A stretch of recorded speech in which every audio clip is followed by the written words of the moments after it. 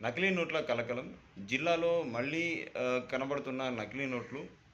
ఎక్కడ చూసినా నకిలీ నోట్లు ఉన్నాయనే వార్తలు వస్తుండడంతో అది వదంతులనే కొంతమంది కొట్టేస్తున్నారు. కానీ రీసెంట్‌గా గుత్తిలో ఒక పూల వ్యాపారి దగ్గర రూ. 200 నోటు నకిలీది లభ్యమైంది. ఇది ఎవరో పూలు కొనుక్కొని 200 ఇచ్చి పోయారని ఆమె పూల వ్యాపారి చెప్తోంది.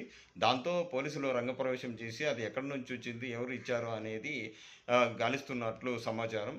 ఇది పూర్తిగా కొద్దిగా మన జిల్లా వాసులు కూడా జాగ్రత్తగా ఉండండి. జిల్లాలోనే కాదు కొద్దిగా మళ్ళా ఈ నకిలీ నోట్లు వస్తున్నాయనే వదంతులు వస్తున్నాయి. వదంతులే కాదు నిజమే అని ఇప్పుడు ఈ ఘటనతో తెలుస్తోంది. కాబట్టి చాలా జాగ్రత్తగా ఉండండి. ఎందుకంటే నకిలీ నోట్లు అనేది మన ఆర్థిక దీన్ని చాలా దెబ్బతీస్తుంది. జాగ్రత్తగా ఉండండి. ఎందుకంటే బ్యాంక్‌లోకి మీరు నకిలీ నోట్‌ని బ్యాంక్‌లోకి తీసుకుపోతే అక్కడే చింపేస్తారు. ఎవరికైనా తెలిసిందంటే గిన దాన్ని అదేంది క్రిమినల్ కేసులు అవుతాయి కాబట్టి మీరే జాగ్రత్త పడండి. ఓకేనా? యువత కూడా మత్తు బానిసలు అయ్యే అంటే గంజాయికి దీనికి బానిసలయ్యే వాళ్ళు ఈ నకిలీ నోట్లని తెలిసి ఇది చేస్తారు ఫ్యూచర్‌లో.